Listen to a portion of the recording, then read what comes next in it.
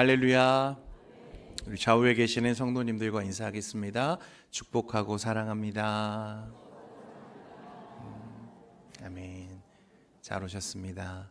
여러분, 날씨가 많이 추워지고 또 길이 참 많이 미끄러지게 환경이 되었는데요. 우리 성도님들 건강에 유의하시고 특히 우리 연로하신 성도님들 감기 조심하시기 바랍니다. 이제 누가복음 말씀이 계속 이제 끝을 향해서 가고 있습니다. 지난주에 이제 겟세마네 기도를 우리가 살펴보았고 오늘 이제 그 이후의 이야기들을 우리가 좀 살펴보려고 하는데요. 예수님은 겟세마네 동산에서 습관대로 기도하시던 중에 제자 유다의 배신으로 불법적이고 폭력적인 이 힘에 결박당한 채 붙잡혀 가셨습니다. 그 과정에서 예수님이 가장 신뢰했던 베드로는 주님이 예고하신 대로 몇 번 부인했습니까? 3번 주님을 부인했고 다른 제자들은 모두 스승을 버리고 도망쳤습니다. 뿔뿔이 흩어져 버렸어요. 이 내용이 누가복음 22장 후반부에 기록되어 있는 말씀입니다. 그리고 예수님은 그 밤에 대제사장의 집으로 이제 끌려가시죠. 그곳에서 정식 재판이 아닌 재판을 위한 불법적인 신문을 받으셔야 했습니다. 사실 유대 공회는 사형과 관련된 재판을 낮에만 그리고 정해진 절차 안에서 진행되게 만들어 두었지만 그들은 밤중에 이미 예수님을 처형하기로 결론을 내린 뒤에 날이 새자 이제 공회를 다시 소집해서 이미 정해진 판결에 형식적 정당성을 입히는 방식으로 그렇게 일을 처리해 가던 중이었습니다. 그러니까 지금 이루어지고 있었던 이 재판과 신문 과정은 예수님의 유무죄를 공정하게 따지는 자리가 아니라 이미 제거하기로 결정된 예수를 합법적으로 죽이기 위한 근거들을 만들어내는 과정이었습니다.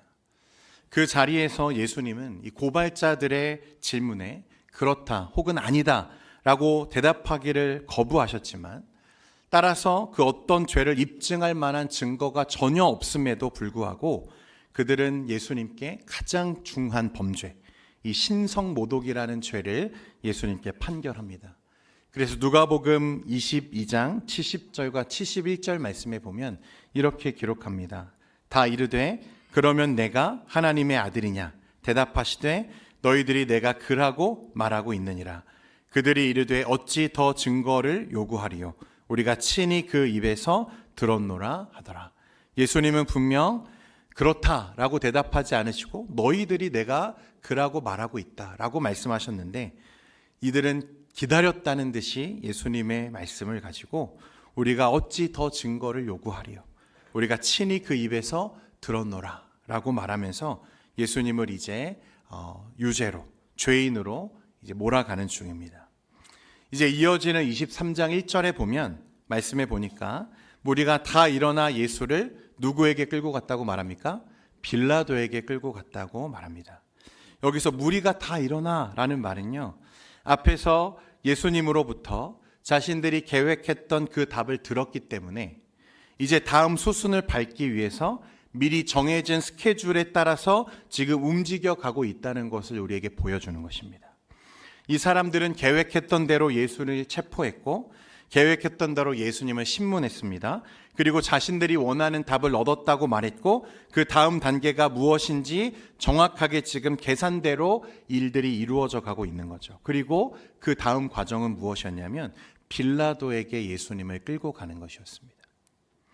여러분, 왜 빌라도에게 예수님을 끌고 갔을까요? 왜 빌라도일까? 당시 여러분 유대인들에게는 사형을 선고할 권한이 없었습니다. 누구에게 있죠? 이건 로마 제국에게 있는 권한이었어요. 그러니까 그 당시 팔레스타인 지역에서 그들이 지금 원하고 있는 판결을 언도해 줄 수 있는 유일한 사람은 누구였냐면 당시 유대 총독으로 부임해 있던 빌라도밖에 없었다는 것입니다. 쉽게 말해서 지금 이 사람들은 예수님께 사형을 선고해 줄 것을 요구하기 위해서 누구를 찾아갔어요? 빌라도에게 예수님을 끌고 간 것입니다. 그리고 그에 대한 전략도 대부분 다 세워놓은 것 같아요. 만약 빌라도가 자신들의 뜻대로 움직여주지 않을 경우에는 처음에는 그를 설득하겠고 설득으로 안 되면 대규모 이 군중의 소요 사태를 일으켜서 그를 압박하고, 만약 그것도 안 되면 빌라도를 정치적인 무능한 사람으로 몰아서 로마 정부에 그를 정식 항의해서라도 빌라도를 통해 예수의 공개 처형이라는 선고를 받아내고야 말겠다는 계획이 이미 다 세워져 있었다는 말입니다. 여러분, 그런데 이 공의회 회원들과 종교 지도자들은 왜 그렇게 예수님을 죽이려고 하는 건가? 예수님이 분명 이 땅에서 하신 일이라고는 가난한 자들의 친구가 되어주시고 병든 자들을 고쳐주시고 낮은 자리에 내려가신 것밖에 없는데 왜 그렇게 예수님을 죽이려고 하는가? 여러분, 그 실제적인 이유는 예수님께서 스스로를 누구라고 말씀하세요? 하나님의 아들 메시아라고 말씀하고 계시고, 거기에 상당히 많은 백성들이 지금 동조하고 있습니다. 그러니까 그것 때문에 자신들의 입지와 자신들의 자리가 위협받는다고 그들은 판단하고, 그래서 예수를 죽여야만 하겠다고 결정했다는 거예요. 그러니까 지금 이 사람들이 예수님을 볼 때 예수님께 생각하고 있는 예수님의 죄목은 무엇이냐면 신성모독입니다. 신성모독. 한국교회는 이거를 참남죄라고 이제 말하는데, 참남죄. 여러분, 생각해 보면 사실 이 세상 모두가 신성모독죄 혹은 참남죄를 지을 수 있다고 해도 절대로 이 신성모독, 참남죄를 지을 수 없는 유일한 분이 누구십니까? 우리 예수님이시죠. 그런데 이 사람들은 예수님에게 신성모독이라고 하는 이 말도 되지 않는 죄를 뒤집어 씌우고 예수님을 죽음으로 내몰려고 하는 아주 비정상적인 지금 일들이 지금 이렇게 척척 계획 중에 진행되고 있었다는 것입니다. 여러분, 실제로 유대인들에게 이 신성모독, 참남죄는 굉장히 큰 죄입니다. 사형에 해당하는 죄거든요. 그런데 문제는 이 참남죄가 그 자신들, 유대인들에게는 큰 죄지만 정작 사형을 선고해야 되는 로마 당국에게는 그렇지 않다는 문제가 있었어요. 그러니까 로마의 입장에서는 이 참남죄라는 것, 신성모독이라는 이유로 누군가를 사형하기에는 좀 어려운 부분이 있는 거죠. 왜냐하면 그들이 보기에 이건 식민지 백성들이 자신들끼리 싸우는 어떤 종교적 논쟁의 주제일 뿐이지 법 집행을 위한 객관적인 죄목이라고 하기에는 어려운 부분이 분명히 있었던 거죠.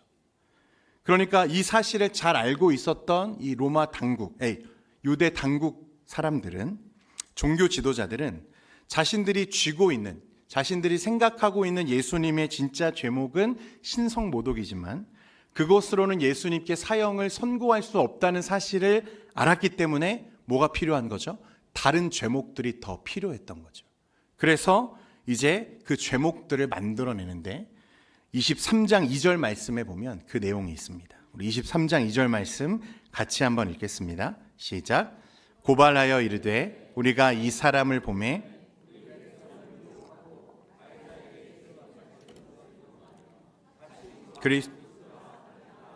아멘. 여러분, 이 사람들이 예수님께 지금 세 가지 죄목을 더 부과를 하죠. 그러니까 로마에서 사형을 끌어내기 위한 거짓된 죄목이죠. 첫 번째는 선동이었습니다. 백성을 미혹한다. 두 번째는 납세 거부, 가이사에게 세금 바치는 것을 금했다. 세 번째는 무엇입니까? 내란 음모죄, 그러니까 자칭 왕 그리스도라 하더이다. 여러분, 이게 얼마나 말도 안 되는 거짓말입니까? 우리가 그동안 예수님의 행적을 쭉 살펴보면서 왔지만 예수님은 군중들을 선동하신 적이 있습니까? 없습니까? 한 번도 없었어요. 선동하시기는커녕 사람들의 관심이 예수님께 쏠리는 그 순간마다 어떻게 하시죠? 군중을 오히려 강제로 해산시키신 분이셨어요. 반대로 군중을 선동해서 예수님을 죽이려고 하는 일에 지금 사람들을 선동하고 끌어들이고 있는 것은 자신들이지 예수님은 단 한 번도 군중을 선동하신 적이 없으셨습니다. 그리고 예수님은 세금에 대해서도 뭐라고 말씀하셨죠? 가이사의 것은 가이사에게, 하나님의 것은 하나님에게. 여러분, 예수님은 한 번도 로마에게 바치는 세금을 금하신 적이 없어요. 그리고 예수님은 로마 제국의 전복을 꿈꾸고 시도하시거나 내란을 일으키려고 생각하신 적이 단 한 번도 없으셨어요. 실제로 예수님은 그 공생의 기간 동안 많은 사역을 감당하시면서 로마 제국 자체를 언급한 적도 없으시죠. 로마에 대해서 신경조차 안 쓰셨다는 거예요.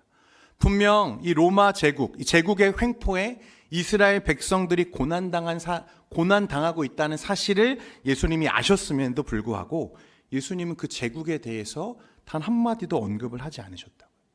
여러분, 왜 언급을 안 하셨을까?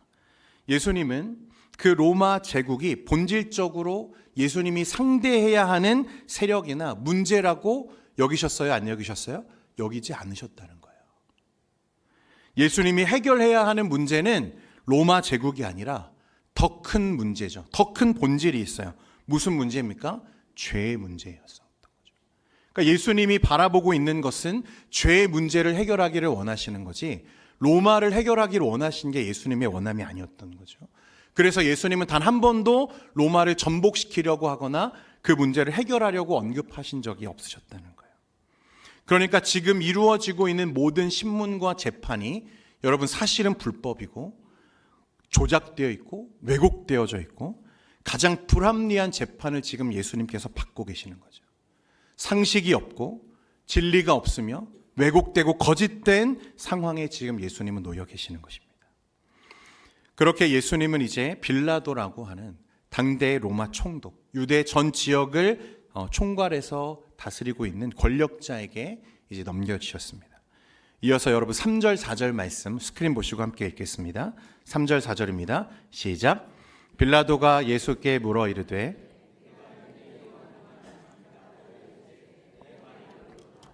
빌라도가 대제사장들과 무리에게 이르되 내가 보니 이 사람에게 죄가 없도다 하니. 제가 예전에 한 지체에게 그런 질문을 받은 적이 있습니다. 목사님, 빌라도는 분명 예수님을 무죄라고 말했고 오늘 말씀에도 그렇게 되어 있죠. 예수님을 놓아주려고 3번이나 그렇게 했는데 군중들의 요구에 마지못해서 사형을 선고한 것 같은데 왜 교회는 계속해서 예수님의 고난과 빌라도를 연결해서 말하는 겁니까? 빌라도가 조금 억울하지 않을까요? 그런 질문을 받은 적이 있습니다. 여러분, 정말로 빌라도는 억울한 사람입니까? 오늘 3절 4절에 보니까요, 빌라도가 사람들이 이제 예수님을 빌라도에게 데리고 왔잖아요. 빌라도가 예수님께 딱 한 가지를 물었어요. 뭐라고 묻습니까? 네가 유대인의 왕이냐? 이렇게 물었습니다. 예수님이 뭐라고 대답하셔요? 내 말이 옳다. 내가 유대인의 왕이다. 이렇게 말씀하시죠.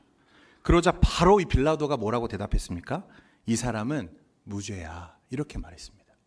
그러니까 예수님이 죄가 없다는 걸 이 사람이 지금 선언하죠. 그런데 여러분, 과연 빌라도가 여기서 예수님께 무죄를 선언할 때 지금 예수님의 그 대답이 진정으로 옳다고 여겨서, 진정으로 이 말을 공감하고 동의해서, 내가 유대인의 왕이라고 하는 이 말을 동의해서 예수님께 죄가 없다고 선언했을까요? 여러분이 빌라도가 예수님을 지금 죄가 없다, 이 사람에게는 죄가 없다라고 말했는데 그 이유가 예수님께서 내가 유대인의 왕이라고 했던 그 말이 참이라고 여겨져서 예수님을 무죄라고 한 게 아니라는 거예요. 여러분, 지금 그는 뭐라고 생각하는 거예요? 아, 이 사람 미쳤네. 지금 그렇게 생각하는 거예요. 그가 볼 때 예수님은 현실과 이상을 구분하지 못하는 과대망상장애 환자 정도로 지금 예수님을 보고 있는 것입니다. 자신을 유대인의 왕이라고 생각하는 사람이 실제로 무슨 큰 일을 도모할 수 있어? 지금 그렇게 말하는 거예요. 지금 예수님을 아주 이상하고 하찮은 사람 정도로 여기고 있는 것입니다. 여러분, 이게 얼마나 황당한 상황인지 한번 잘 생각해 보세요. 여러분, 2절에서 볼 때 유대 당국자들이 예수님을 끌고 와서 뭐라고 말했어요? 이 사람을 보매, 그렇게 말했습니다. 이 사람을 보매. 자신들이 보니 예수는 어떤 사람이죠? 사형에 해당하는 사람이다. 이렇게 지금 빌라도에게 그를 끌고 왔잖아요. 이게 그들의 판단이죠. 그런데 4절에 보면 빌라도는 도리어 뭐라고 말합니까? 대제사장들과 무리에게 이르되 내가 보니, 또 이 사람도 보니 그랬어요. 이 사람에게 뭐가 없다? 죄가 없다. 이렇게 말하는 거예요. 아니, 한쪽은 이 사람을 보면서, 예수님을 보면서 뭐라고 말해요? 사형이다. 사형에 처해야 된다 말하고, 한쪽은 뭐라고 말합니까? 무죄라고 지금 말하고 있잖아요. 여러분, 이게 얼마나 논리적인 모순을 말하는 것입니까? 같은 사람, 같은 상황을 놓고 한쪽은 그가 사형에 해당하는 중죄인이라고 말하고 있고 한 사람은 이 사람에게 죄가 없어 라고 말하고 있는 이 모순적인 이 상황. 그런데 여러분, 지금 이 상황을 조금 더 주의 깊게 깊이 들여다보면요, 이 두 무리의 판단, 정반대로 보여지는 입장이잖아요. 그런데 엄밀히 말하면 이 두 가지의 정반대 입장은 사실 같은 입장이기도 하고 같은 얼굴이기도 하다는 것입니다. 왜 그렇습니까?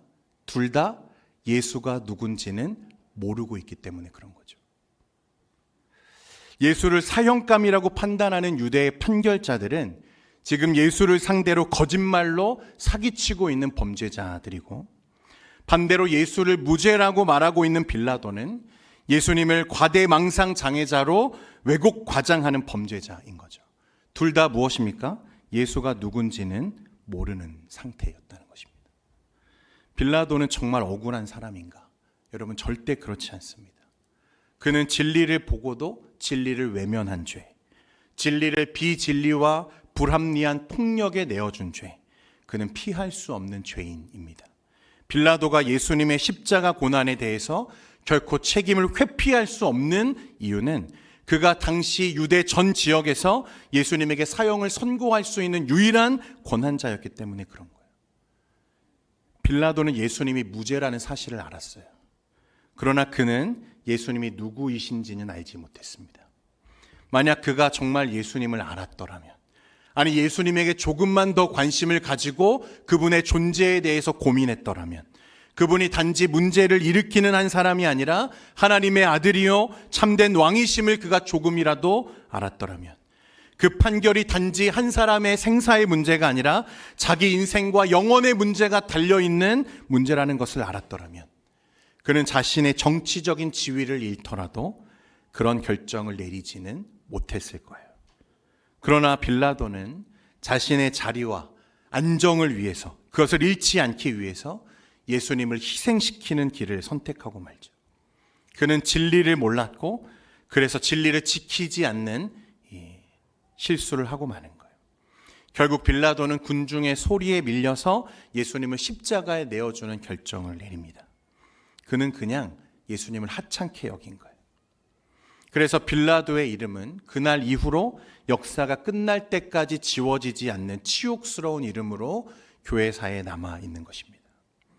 이제 13절부터 이어지는 말씀을 보면요, 이미 예수님이 유죄인과 무죄인가 하는 이 문제는 이제 지나간 일이 되죠. 그 뒤에는 무엇을 따집니까? 예수님의 형량을 어떻게 결정할 것인지에 대한 정치적인 거래가 이제 이루어지는 장면이 나옵니다. 빌라도가 이제 대제사장들과 관리들과 백성들을 불러 모으죠. 그리고 뭐라고 말하냐면, 내가 너희 앞에서 그를 신문했지만 너희가 고발하는 이 일에 대해서 나는 이 사람에게서 죄를 찾지 못하였고, 봐봐, 헤롯도 그를 그냥 돌려보냈잖아. 그가 행한 일에는 그를 죽일 만한 일은 없었어 라고 말하는 거예요. 그리고 16절에 그가 뭐라고 말합니까? 16절에 그러므로 어떻게 하겠다고요? 때려서 놓겠노라. 때려서 놓겠다는 거예요. 때린다는 말은 무슨 말입니까? 그를 가르치겠다, 훈방 조치하겠다는 거죠. 다시 말하면, 그래, 너희 말대로 잘못한 게 웬만큼은 있는 것 같다. 그러니까 내가 때려서 놓을게. 내가 볼 때는 크게 그렇게 잘못한 것은 없는 것 같지만 일단은 너희와 이 정도 선에서 우리가 타협하자. 지금 이렇게 말하고 있는 거예요. 무죄였던 예수님이 이제 무엇이 되었어요? 유죄가 되었어요. 무죄가 유죄로 바뀐다는 것은 진리가 짓밟히는 것을 말하는 것입니다. 여러분, 빌라도가 예수님을 위했다고 조금도 생각하지 마십시오. 그는 철저히 자신의 입장과 자신의 의를 위한 그것을 고려한 선택들을 지금 해가고 있을 뿐이에요. 이어지는 말씀에 보면, 그래도 사람들이 설득이 안 되니까 빌라도가 꺼내든 마지막 카드가 뭐였습니까? 당시 이제 유대인은요, 큰 절기가 되면 죄인들을 한 사람씩 사면해 주는 특별한 법이 있었어요. 여러분, 우리나라에도 명절 특사가 있잖아요. 그래서 모범수들을 풀어주는 거죠. 이 당시에도 비슷한 제도가 있었던 것 같아요. 때마침 바라바라고 하는 이름의 중죄수가 지금 붙잡혀 있는데, 사람들에게 이제 빌라도가 묻는 거죠. 이 바라바와 예수 두 사람 중에 내가 누구를 놓아주기를 원하냐? 사람들이 뭐라고 대답합니까? 사람들이 일제히 소리를 지르면서 이 사람을 없이 하고 누구를 놓아주라? 바라바를 우리에게 놓아주라고 말하는 거예요. 여러분, 이 바라바는 말씀에도 나오지만요, 어떤 사람이냐면 진짜 밀란을 선동한 죄로 붙잡힌 죄인입니다. 사람들을 선동했고 그래서 누군가를 죽음으로, 누군가를 살인한 죄로 붙잡혀 있는 중죄인이 바라바였어요. 당시 이런 죄인들은 여러분 사형이었고 십자가를 선고하게 되어 있었습니다.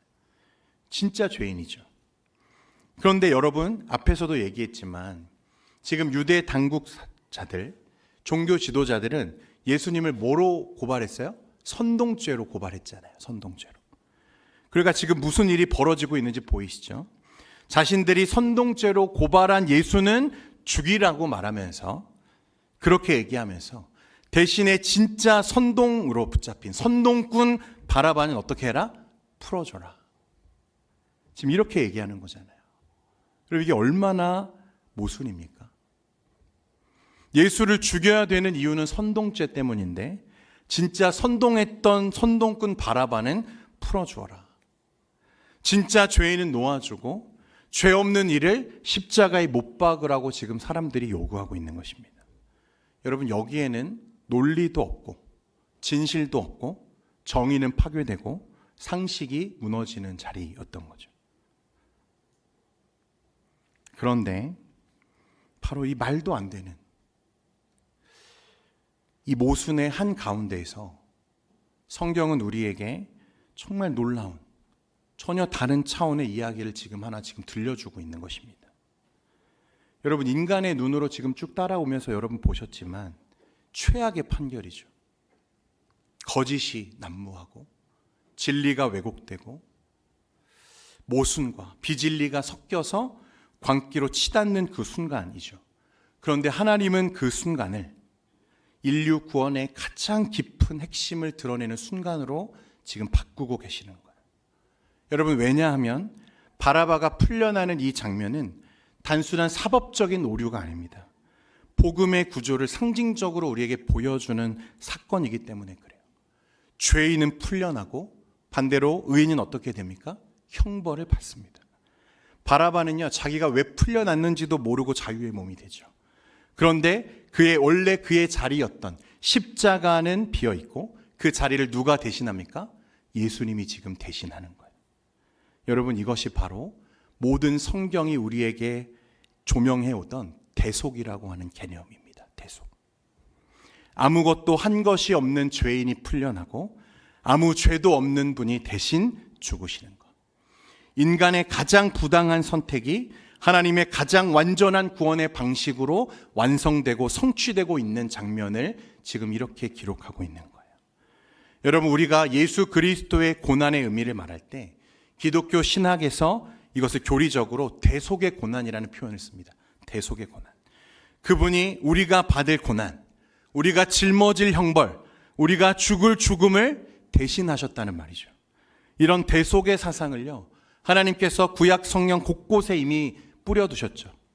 유월절 이스라엘 백성들을 위해 죽어야 했던 이 어린 양, 이삭을 대신해서 모리아 산에서 죽었던 숫풀에 걸려있던 이 순양, 구약시대 사탄의 참소를 제거하기 위해서 광야로 보내져서 주의 백성 대신 희생의 제물이 되었던 아사셀의 염소. 여러분, 이 모든 것은 대속의 의미를 우리에게 새겨넣기 위한 하나님의 시도들이었던 거죠. 하나님의 의도되었던 구약의 장면들이었어요. 그리고 세례 요한이 예수님을 가리켜서 뭐라고 말합니까? 세상 죄를 지고 가는 하나님의 어린 양이로다 라고 증거하죠. 그러니까 지금 그 구약의 모든 예표들을 통해서 하나님이 그 백성들에게 심어놓고 새겨놓으셨던 이 대속이라고 하는 놀라운 구원의 계획이 사람들의 눈으로 보면 말도 안 되는 비상식과 폭력과 모순이 세상의 정점으로 치솟고 있는 그 순간에 비로소 성취되는 순간이었다는 것입니다. 여러분, 혼란한 세상 한가운데에서 가장 부당하고 가장 모순되고 역설적인 판결이 이루어지고 있는 그 순간에 여러분, 예수님은 어떻게 하고 계십니까? 지금 이런 부당한 판결이 이루어지고 있는 그 모든 과정 속에서 예수님은 어떻게 하고 계시죠? 잠잠히 그 자리에 침묵하고 서 계시죠. 사람들은 그를 때리냐 마느냐, 죽이냐 살리냐를 놓고 서로 소리를 높이며 싸우고 있고, 그들이 하는 말들 하나하나가 다 거짓이고 억압이고 부당한 폭력인데, 정작 그 모든 논쟁의 중심에 서 계시는 우리 죄 없으신 예수님은 어째서인지 아무 말씀도 하지 않으시는 거죠. 홀로 조용히 그 자리에 서 계세요. 예수님은 이리 끌려다니시고 저리 떠밀려 가시고 모욕을 당하시고 수치를 겪으시고 겉으로 보면 아무 저항도 하지 못한 채 수동적으로 끌려다니는 모습처럼 보일 수 있습니다. 그런데 여러분, 하나님의 의도하신 계획과 또 하나님의 말씀 속에서 이 장면을 가만히 묵상해 보면요, 여러분, 그 예수님의 모습이 결코 수동적인 모습이 아니라는 거예요. 오히려 그 모든 침묵과 순종이야말로 예수님께서 우리에게 남기신 가장 적극적인 메시지라는 것을 여러분 깨달을 수 있기를 바랍니다. 예수님은 충분히 말씀하실 수 있으셨어요. 불법을 지적하실 수 있고 거짓을 폭로하실 수 있고 당신이 누구인지를 해명하실 수 있죠. 그러나 예수님은 아무 말씀도 하지 않으셨어요. 도망치지도 않으시고 저항도 하지 않으시고 담담하게 그 모든 상황을 그저 받아들이고 계시죠. 여러분, 이 침묵은 무력함이 아니에요. 이 침묵은 체념도 아닙니다. 침묵은 구원을 향한 가장 능동적인 순종이었음을 여러분 믿으시기를 바랍니다. 하나님은 지금 이 불법과 폭력의 한가운데에서 세상의 악을 고발하는 대신에 그 악을 자기 몸으로 짊어지기로 결정하신 예수님의 순종으로 그 하나님의 구원을 완성해 가고 계셨다는 것입니다. 그래서 이 침묵이 가장 고결한 순종이고 가장 능동적인 순종이었다는 거예요. 적극적인 순종이죠.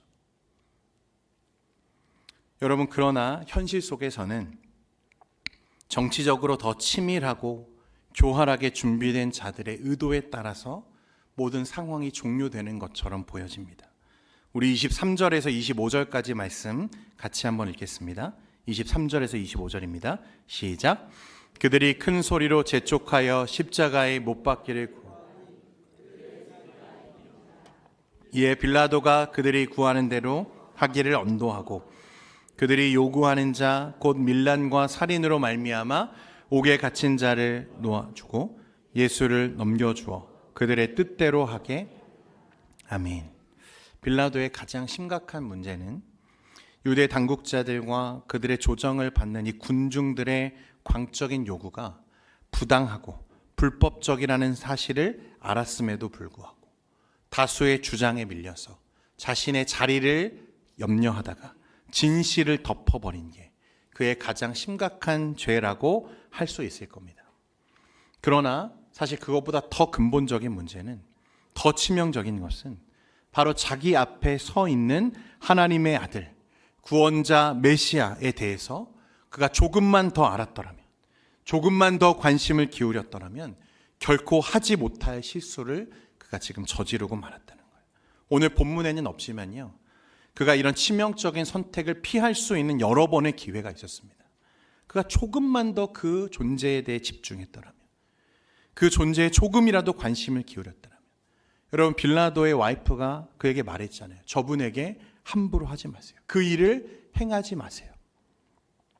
그런 말을 듣고 공판을 좀 유예하든지 좀 미루어 두든지 그렇게 했어도 되잖아요. 좀 더 생각해 보든지 다른 방법을 취할 수도 있었을 것 같아요. 그러나 그는 끝내 죄 없는 양을 포악한 폭력과 이리때에 집어 던져버리듯 하찮게 여기는 치명적인 실수로 말미암아서 자신의 영혼과 생명을 스스로 살해하는 씻기 어려운 짓을 저질렀다는 것입니다.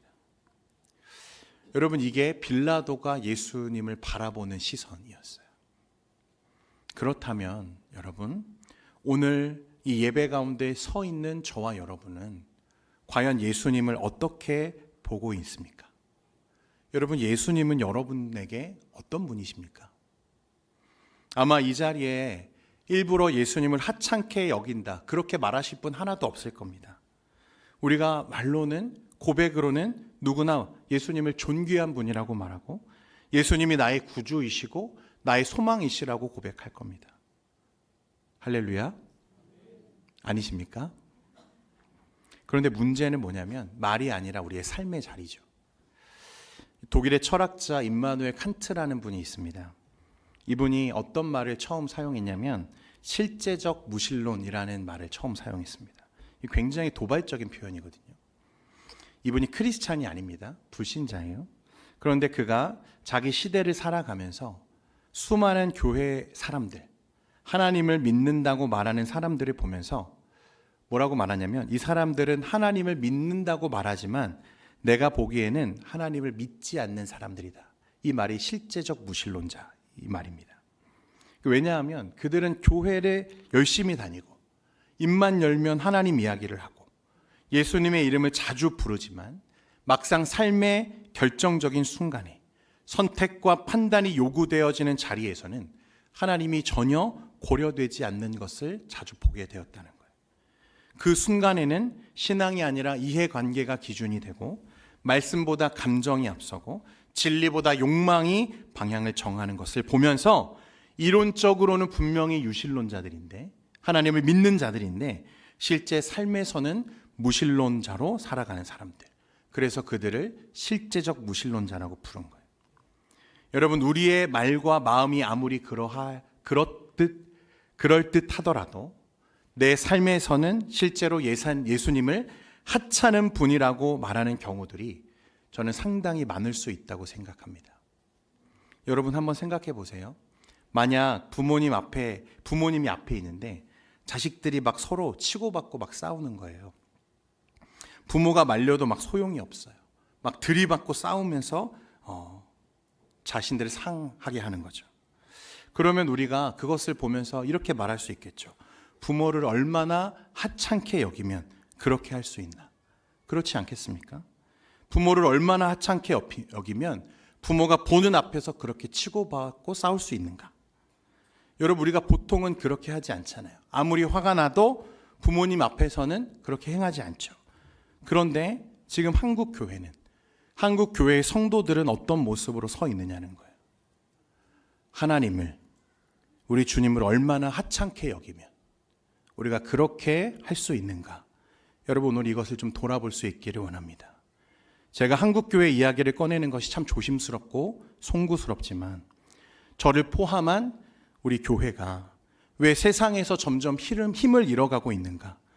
여러분, 입으로는 예수를 말하는데 이해관계 앞에 서기만 하면 예수의 진리 앞에 서지 않고 신앙과 욕망을 적당히 섞고 복음과 세상의 논리를 무리 없이 타협시키고 세상의 고통 앞에서는 무심하거나 혹은 막연한 호기심 정도로 반응하고 있는, 결정의 순간마다 예수님이 뒤로 밀려나는, 삶의 중심이 아닌 가장자리로 밀려난 복음, 여러분, 그 모든 것이 결국 한국교회가 감당하고 있는, 오늘날 뒤집어 쓰고 있는 이 오명과 비난, 그 이유가 아니겠습니까? 여러분, 오늘 본문이 우리에게 다시 묻고 있는 거예요. 너희는 예수를 누구라 하느냐? 우리는 정말 예수님을 진리로 보고 있습니까? 여러분, 진리는 변하지 않는 것입니다. 진리는 상황에 따라 달라지지 않는 것이 진리입니다. 그런데 우리는 어느 순간에는 주님을 우리의 주인이라고 말하면서 어느 순간에는 주님이 나의 주인이 아니실 때가 많은 거죠. 여러분, 그건 진리가 아닙니다. 우리는 정말 예수님을 구주로 의지하고 있는가? 아니면 필요할 때만 찾아 꺼내 쓰는, 내 삶의 결정을 방해하지 않는 선에서만 허락된 신앙으로 남겨두고 있지 않은가? 사랑하는 여러분, 예수님은 그런 분이 아니십니다. 그렇게 여겨지실 수 있는 분이 아니십니다. 가장 고귀하고 고결하고 우리의 생명을 위해 아낌없이 자신을 내어주신 우리의 유일한 구원자이십니다. 그분이 나를 위해 있는 것이 아니라 내가 그분을 위해 있는 것입니다. 그분이 가장 귀하고 가장 아름다우신 분이십니다. 오늘 그 주님의 자리가 여러분들의 마음의 자리에서 회복되기를 소망합니다. 이제 25년을 마무리하는 12월인데요. 여러분, 우리의 삶을 좀 돌아보면서 다시 말씀 앞에, 이 진리 앞에, 주님 앞에 서는 여러분 되시기를 소망합니다. 당시 사람들은 그 진리가 눈앞에 있는데, 그 생명이 눈앞에 있는데 알지 못했습니다. 그래서 누군가는 예수님을 죽이라고 말하고, 누군가는 예수님을 과대망상장애자라고 비난했습니다. 그런데 여러분, 오늘 우리가 그렇게 예수님을 보고 있다면, 그렇게 나의 삶의 자리에서 하찮은 자리로 예수님을 떠밀어 내고 있지 않다면, 여러분, 그 주님의 자리가 다시 나의 주인으로, 다시 온전한 나의 왕으로 회복되기를 소망합니다.